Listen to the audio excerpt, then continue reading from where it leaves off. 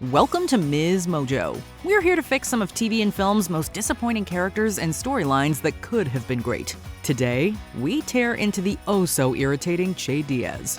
When Sex and the City revival and Just Like That debuted Che Diaz, fans were delighted by the inclusion of a non-binary character who would be integral to the plot. But like Carrie's beloved Manolo Blahniks, Che's character came at a big cost. The series was quickly derided for falling flat and paling in comparison to the original, with Che serving as a big reason for the downward spiral. By the time the curtains closed on season 1, countless thought pieces about the character had come out, with some even calling Che a quote, creep and quote, absolute chaos. So how did they earn the title of TV's most hated character? The whole Che character was like a walking boomer joke that felt so fake to me. Just some phony, sanitized version of what the non-binary experience is. And with the news about Che's character in season 3, is there any hope for redemption at all? We are here to break down what went wrong with Che, how the show attempted to reclaim them, and what it would truly take to fix their faulty story in our own headcanon. What went wrong? We're introduced to Che as Carrie's plucky boss and podcast co-host. The confidently queer stand-up comedian seems like a perfect addition to the cast, someone with a unique point of view who can indulge the audience in today's revolutionized perspectives on gender and sex. I am Che Diaz, your host and queer, non-binary, Mexican-Irish diva representing everyone else outside these two boring genders. After all, Sex and the City was historically lauded for its radical depiction of sexuality through a female-gendered lens. But Che's character takes an almost immediate nosedive, being set up as a cartoonishly obnoxious personality that even the practically universally disagreeable Carrie Bradshaw is tripped up by. Oh, me what? What? What about me? Che carries himself with an air of arrogance, ripping into Carrie's performance on the podcast and insisting she isn't raunchy enough. You need to go with it or the trolls will label you the uptight, cisgender female married lady. And this seems to be Che's brand of humor throughout the show, unabashed raunchiness. Cheer if you want me to you. Even though the characters constantly proclaim, Che is funny. we see very little good evidence of this, which actually hurts their characterization even more. At Che's comedy show, there's more emphasis on wall breaking and less on the actual comedy. They tell both the audience watching their special and audiences at home that A lot of people have no idea how to process gender individuality. And that is because every time we are represented in mainstream media, we have to be from some other galaxy. which they, and by extension the show's writers, aim to change. Yet in a nearly instant confirmation of the cliches being highlighted, it becomes obvious that Che's deeply personal coming out bit isn't designed to teach us about their backstory, but to impact teary-eyed main character Charlotte, who's dealing with her own child's queer emergence. And then the camera pushes in on queer-coded Miranda, as she resonates with Che's words. Better to be confused than to be sure. It's a swift reminder that Che is ultimately just a supporting character there to influence the growth of our starring ladies. And although the monologue seems to be really just the writers speaking through Che about how they intend to correct stereotypical queer portrayals on screen, And I'm not always alone.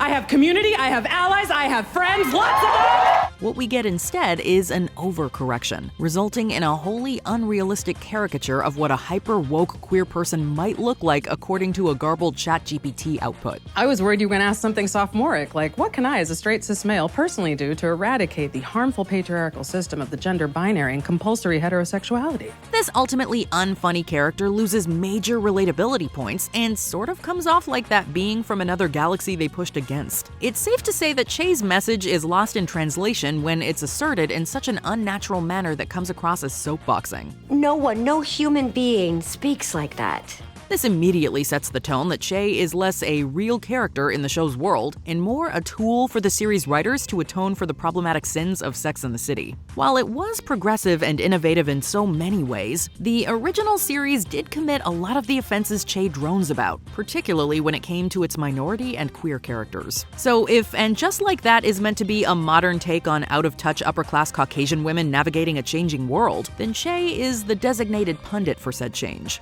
But in season 1, that's all Che is, which comes at the cost of making Che incredibly grating. Che's inhuman way of speaking even rubs off on other characters as they try to fit themselves into this hyper-diligent self-editing box. And you look especially whatever acceptable, non-polarizing, gender-positive compliment you feel comfortable with. In these moments, the only real comedy is coming from how laughably absurdist this can come off as. Unfortunately, the dialogue is only the beginning of Che's problems. Che may be considered quite an immoral person, which is made even worse by the fact that they are initially presented as morally righteous. So many of their actions seem to work against this constructed image of Che as a warrior for social justice, even if they're performatively fighting for a community of people while on stage. You really helped me through some dark times.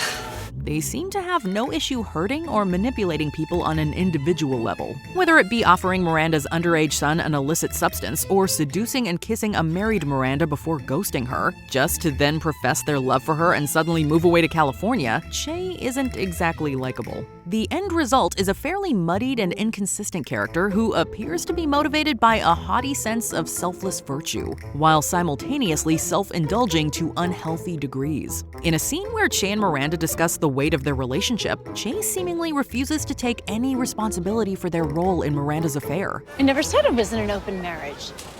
You never said you weren't. And while Miranda professes the profoundly upsetting concerns she has about their fling, Che goes into self-preservation mode, villainizing Miranda as the guilty one even though they came on to Miranda. You knew all this was new to me.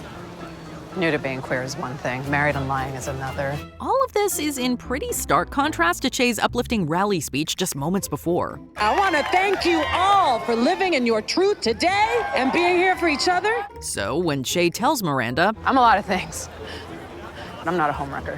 perhaps those other things include selfish, duplicitous, and/or phony. What can I say? I'm a narcissist. What's most upsetting about Che's Season 1 arc is that the writers essentially betrayed what they claim to be their principles by creating a stock non-binary character who's both a walking stereotype and a negative force in the story. That's it? Yeah, it is. Until you figure out your life. Che is effectively introduced as a loudmouth radio host with unmediated access to an annoying soundboard. Woke moment! Trigger warning. And essentially becomes that annoying soundboard for the writers, serving as nothing more than the mouthpiece for the show's newfound promise to better represent queer characters. Unfortunately, this just isn't a promise the show makes good on. As Season 1 wraps up, Miranda severs ties with her husband and proclaims her love for Che, having fully bought into their self-aggrandizing image and basically becoming a devout Che Diaz groupie. This is a pretty disappointing turn in Miranda's story for many fans. Once known as the spunky and wise one of the group, Miranda now has a Che-shaped cloud hanging over her. So while the story of her sexual awakening and coming out could have been great, it's weakened by the fact that the one she's pining over is quite unlikable, even hateable.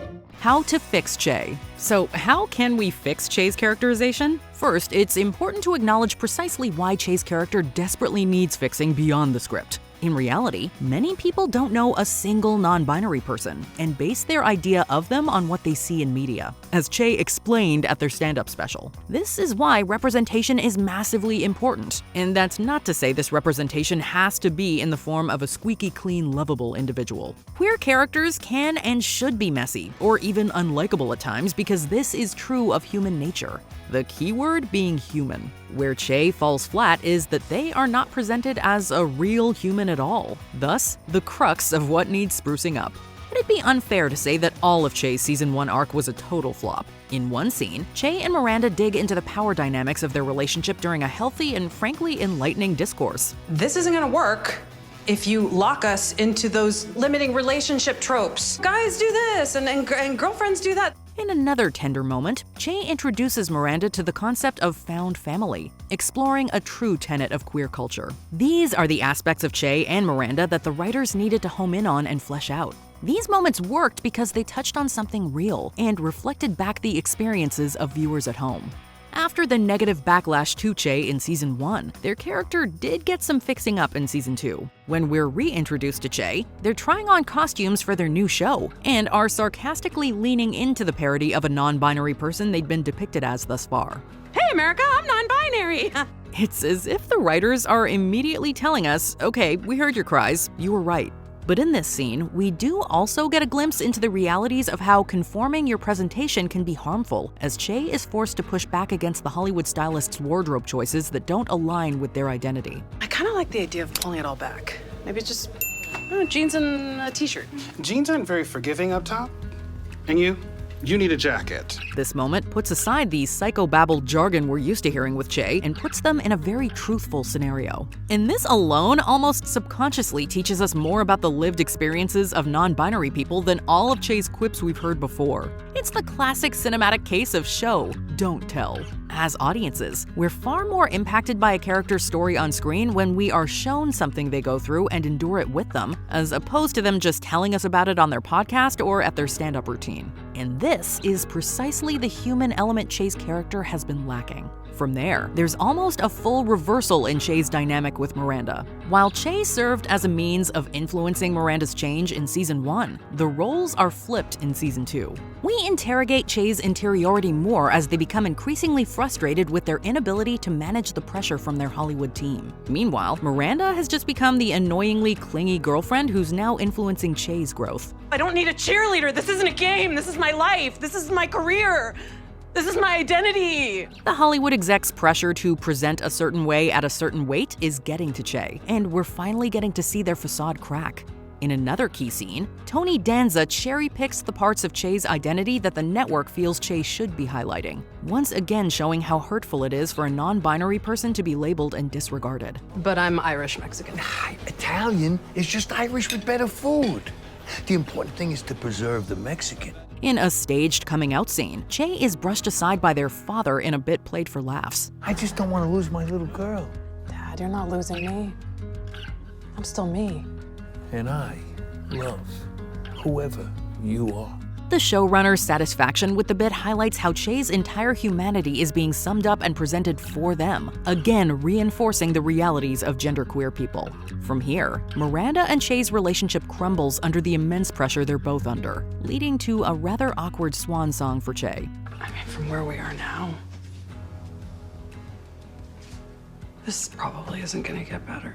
So how can the series take Che's character to new heights in Season 3? Well, they won't, because actor Sara Ramirez, who portrays Che on the show, has officially exited, with sources claiming Che's story came to a, quote, natural conclusion as their relationship with Miranda ended. But this seems like it might be a cop-out because one character's story shouldn't just completely end because their relationship with another character ended.